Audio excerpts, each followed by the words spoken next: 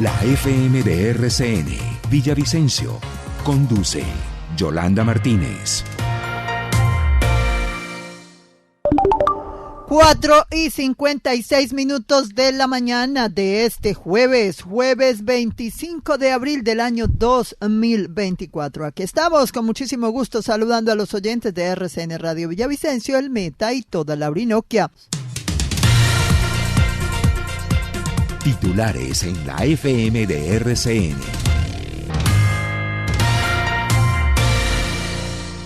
Y mucha atención, que fuertes reclamos hicieron los voceros campesinos del sur del Meta, agremiados en Aspromacarena, en contra de la gobernadora del Meta, Rafaela Cortés, por los señalamientos que ella ha hecho en contra de la población que habita en esos territorios, donde no solo deben luchar contra la pobreza extrema en la que sobreviven, sino con la presencia y presión de los grupos al margen de la ley, como las disidencias, con las cuales los vinculan injustamente.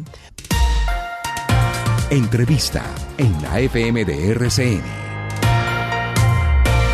Nos vamos, oyentes, para el municipio de Vistahermosa. A esta hora nos atiende uno de los voceros campesinos más importantes que tiene esa región. Estamos hablando de Pablo Parrado. Aquí en muchos escenarios ponemos el contexto de lo que les pasa a nuestros campesinos en esa parte del país. Lo más reciente, lo que ocurrió el fin de semana pasado, cuando en un cerco humanitario, como lo llaman ellos, aunque las autoridades insisten en que es secuestro, pues le privaron la libertad a 34 uniformados del ejército. ¿Por qué? Porque dicen ellos que están cansados de que solo les llegue la ley a reprimirlos con todos estos temas de la ley ambiental y de los cultivos ilícitos. Pero dejemos que sean ellos desde allá quien nos cuente qué es lo que está pasando. Señor Pablo, buenos días, los saluda RCN. ¿Cómo está Vistahermosa? Yolanda, muy buenos días para usted y para todos los oyentes de RCN Radio. Pues bien, aquí luchando y trabajando por las comunidades, como siempre. Bueno, yo hacía una exposición de las representaciones que usted tiene en esas asociaciones campesinas. Contémosles inicialmente cómo es que se llaman puntualmente esas asociaciones y a qué se dedican. Bueno, Aspromacarena, de la cual soy presidente, es la Asociación Campesina para la Agricultura Agroecológica, Defensa y Preservación de la Sierra de la Macarena. Es una asociación de segundo nivel del municipio de Vistahermosa, la cual tiene afiliadas 62 juntas de acción comunal y 8 organizaciones de primer nivel. Y básicamente esta organización lo que cumple es una labor social en el territorio, defensa de los derechos humanos, defensa del territorio y pues también fortalece e impulsa iniciativas productivas que tengan las comunidades. COSCOPAS es una coordinadora, la coordinadora del suroriente colombiano para los procesos agrarios, ambientales y sociales, es lo que significa su sigla, y pues básicamente lo que hace es coordinadora de procesos de los departamentos de Meta, Caquetá, Guaviare y Huila. Bueno, no todas, pero sí un gran porcentaje de estas organizaciones. En el momento contamos con 42 organizaciones que hacen parte de la coordinadora de estos 4 departamentos. Señor Pablo, ¿a estas organizaciones pertenecen los campesinos que el fin de semana privaron de la libertad a estos uniformados? Sí, señora. Pues digamos que el tema de la privación de libertad es un término al que nosotros no estamos de acuerdo ni nos sentimos recogidos, porque pues allí lo que se instala es un cerco humanitario como mecanismo de protesta ante unos hechos violatorios a los derechos humanos que se venían presentando en este sector. Y efectivamente esto se dio en la vereda Loma Linda, que pertenece al municipio de Vistahermosa, y pues esta vereda sí está dentro de las comunidades afiliadas a nuestra asociación Aspromacarena. Sin embargo, el ejército, la fiscalía, las otras autoridades civiles, la misma gobernación del Meta, insiste en que eso es un secuestro y que ustedes deben ser judicializados penalmente porque en Colombia el secuestro es un delito. Lo que pasa es que ahí se venían presentando una serie de hechos violatorios de derechos humanos ahí en ese sector por parte de unidades del Ejército Nacional. Y es porque es que hay un antecedente, y es que mientras los militares han estado en la zona y no han atropellado a los campesinos, han andado libremente y nadie les ha puesto ningún obstáculo ni nada. Lo primero que yo sí quiero decir aquí enfáticamente, y ya emitimos un comunicado rechazando eso, es que son muy irresponsables las declaraciones de la gobernadora Rafaela Cortés, donde nos declara instrumento del OMC de FARC. Y aquí hay que decir que primero, a la gobernadora que primero revise cuál es la realidad del territorio, que se tome la tarea de investigar y revisar qué es lo que están haciendo las tropas en el área.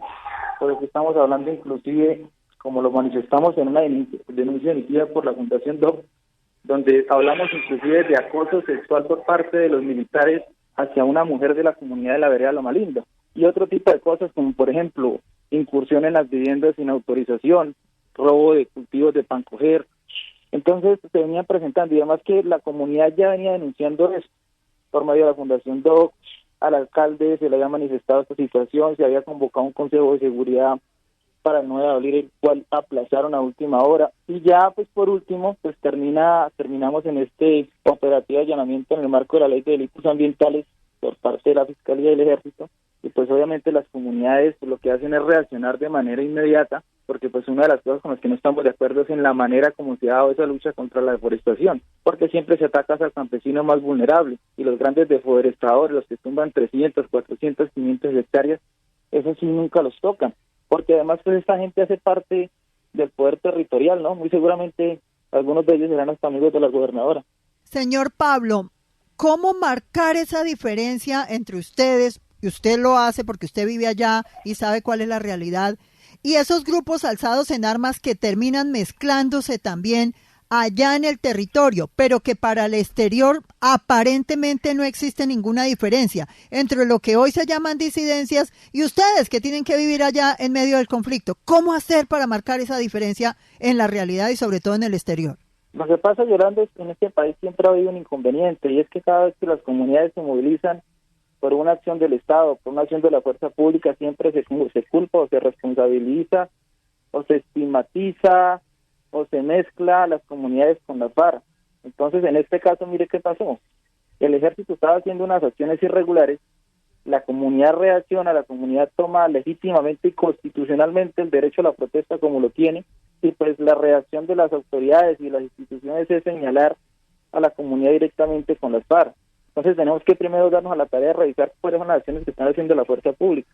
Y nosotros, de ser necesario, y aquí hago la claridad, de ser necesario vamos a emprender acciones legales en contra de la gobernadora, porque no puede ser posible que cada que nos sigamos movilizando, pues salgan a estigmatizarnos y a señalarlos de esta manera. Y aquí hay otra situación, y es que efectivamente en esta zona sí hay presencia de grupos armados irregulares. En este caso estamos hablando del Estado Mayor Central de las FARC, que hace presencia en la zona.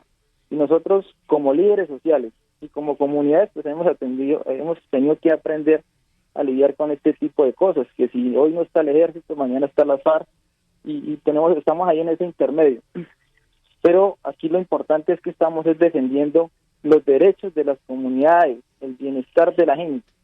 En este caso, un operativo que se marca en la Ley de Delitos Ambientales, nosotros nos estamos diciendo no es la manera, no es el mecanismo de combatir la deforestación. Hay otros mecanismos, hay otras formas de hacerlo, y nosotros hemos entablado diálogo directamente con el gobierno.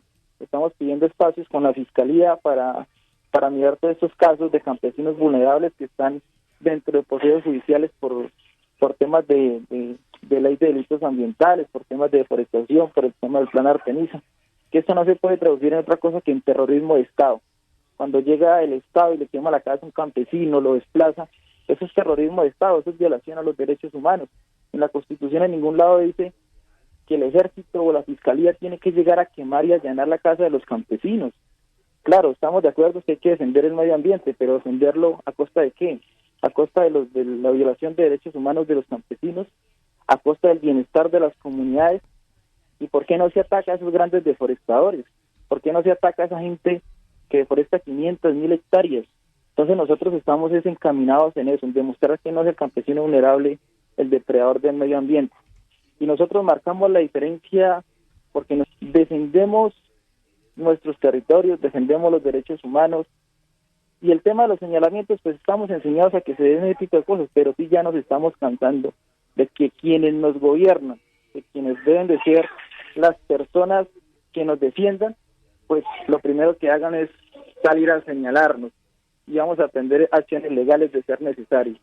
Que no es nuevo, porque yo diría que la señora Rafaela simplemente viene a repetir lo mismo que con palabras mucho más fuertes les decía Juan Guillermo Zuluaga, el exgobernador del departamento del Meta, que se ha marcado fuertemente opositor de todos estos grupos al margen de la ley, y que en muchas oportunidades pues intentó de alguna manera también mezclar lo que se llama como que a ustedes los vuelven agentes del crimen o que los criminalizan frente a posibles apoyos a estos grupos armados, en este caso las disidencias. O sea, el tema de que lo señalen no es nuevo.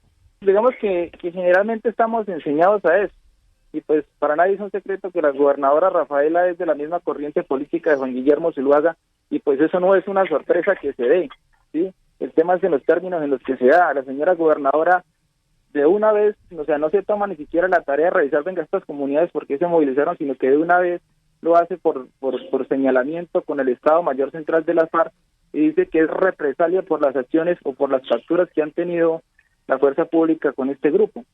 Y yo sí quiero dejarle claro a la señora gobernadora que mientras el ejército y la fuerza pública ha estado en el territorio y no se ha metido con las comunidades no han movido un solo dedo, ni han buscado la tropa para generar ninguna acción ni nada. Han andado libremente por el territorio. Pero cuando se presentan este tipo de cosas violatorias a los derechos humanos, la comunidad va a reaccionar. Y así no sigan estigmatizando, así no sigan señalando. Si el Estado y si la Fiscalía siguen, digamos, en la idea de seguir judicializando a los campesinos vulnerables, pues se va a encontrar con comunidades organizadas, se va a encontrar con comunidades organizadas en el territorio y movilizadas, como sucedió en este caso. Y esto no es un secuestro, es un cerco humanitario que se hizo en el marco del respeto.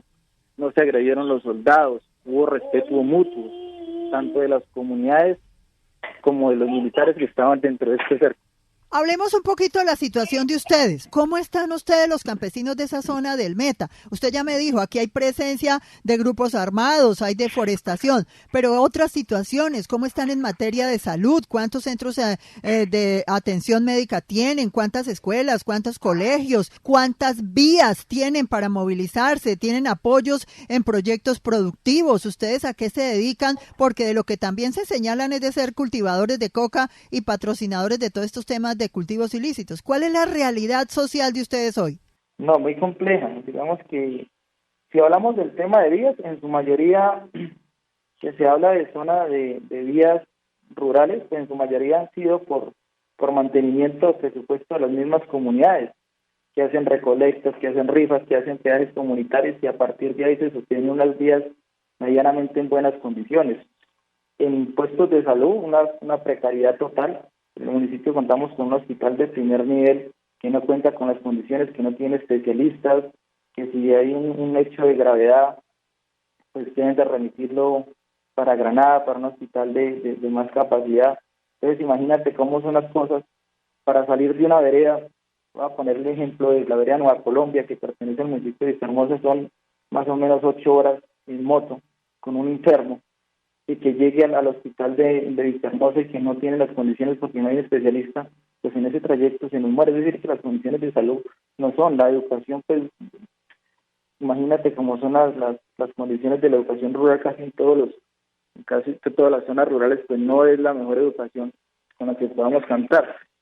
Y el tema de los cultivos de coca, claro, eso es un tema complejo. Hay comunidades que aún dependen del cultivo de coca, porque a las comunidades con este proyecto del PENI se les engañó, se les vulneraron los derechos, no les cumplieron.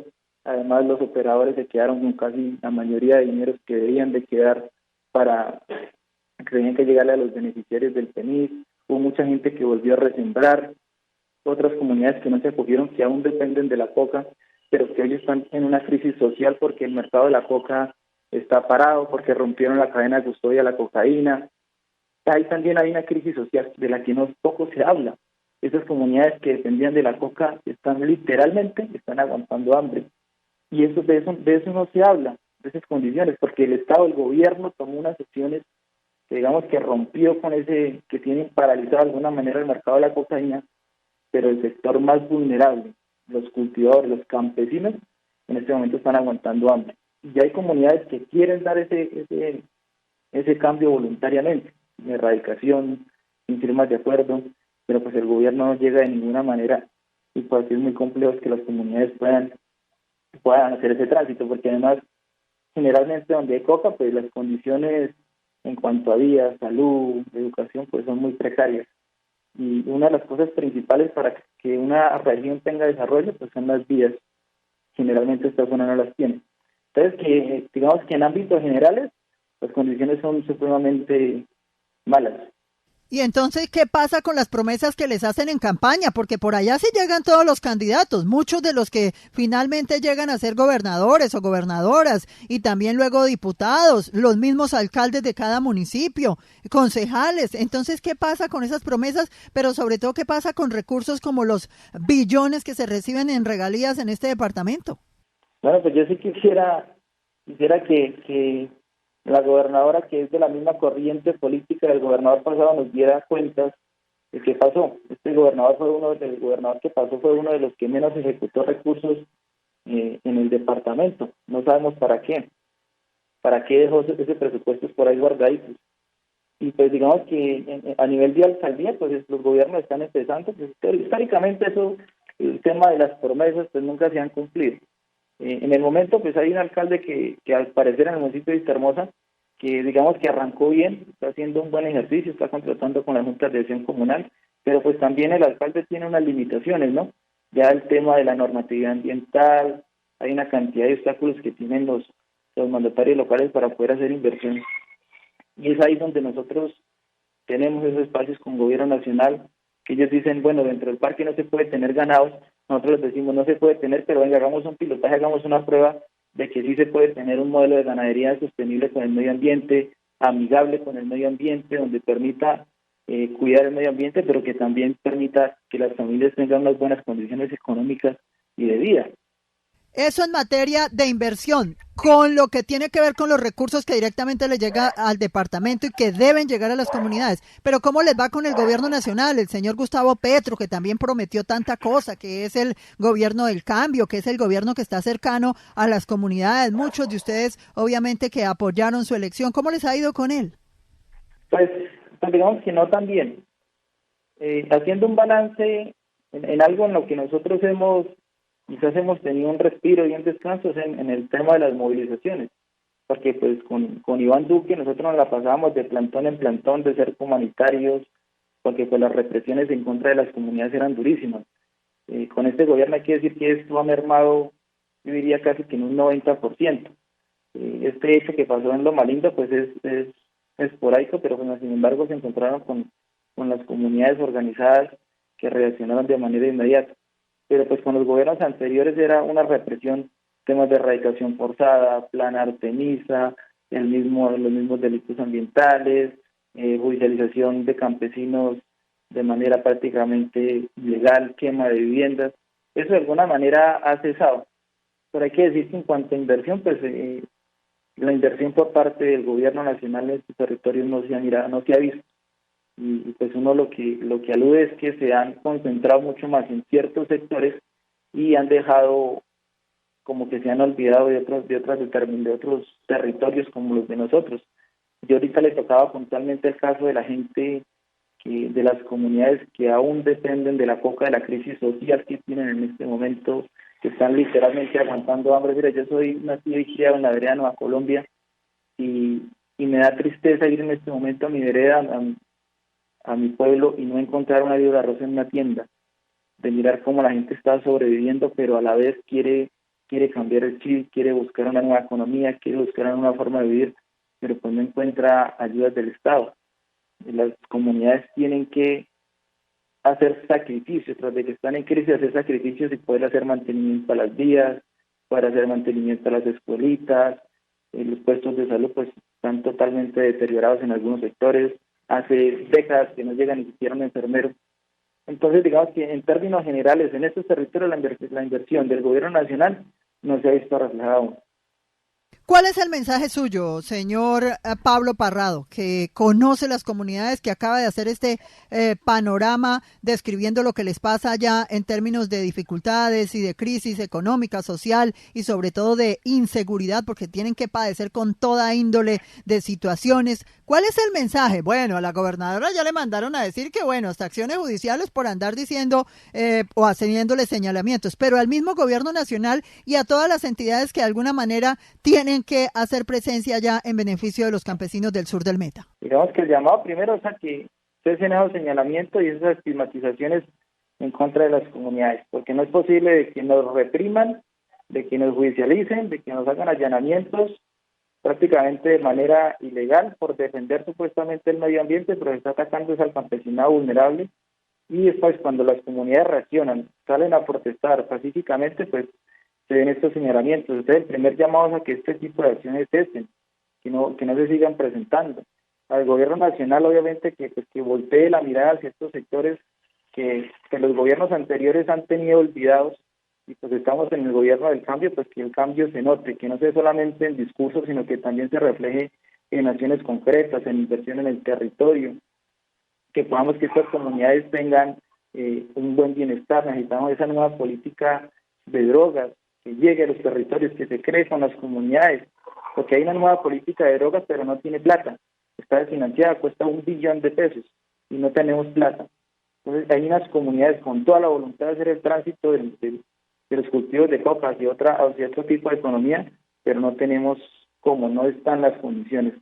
Entonces es eso, decirle al gobierno nacional que en estos sectores también hubo muchísima gente que votó por este gobierno, pero pues que no se le ha cumplido, las expectativas eran altísimas, pero pues no se ha logrado ni siquiera, creo yo, ni la mitad de las expectativas, porque no se ha visto reflejado el gobierno nacional en ninguno de los casos. Yo puedo decir que este municipio, aparte del ministro de Defensa, no ha habido ninguna otra institución, ningún ministerio que le haga una visita al municipio de Vista. Entonces sería eso, que aquí estamos, aquí hay unas comunidades dispuestas a cambiar, dispuestas a luchar por estos territorios, que se dé esa reforma rural integral, que esa compra de tierras que se ve aquí, también hay fincas que están vendiendo, que hay comunidades, que hay personas que no tienen tierra, que también quieren trabajar, y que aquí estamos dispuestos a trabajar lo que sea en pro y en beneficio de las comunidades. Pero obviamente con ayuda del gobierno nacional, si no nos va a ser sumamente difícil.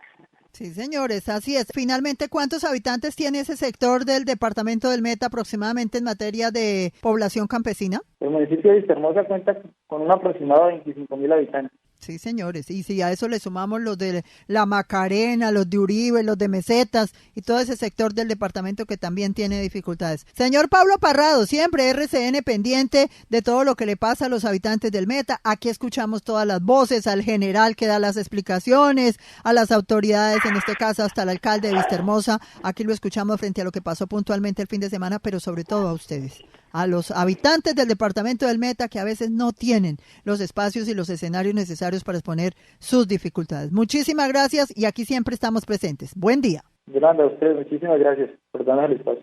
Feliz día. Todas las noticias en la FM de RCN. Hola Yolanda. En vivo, Yolanda Martínez, la FM de RCN.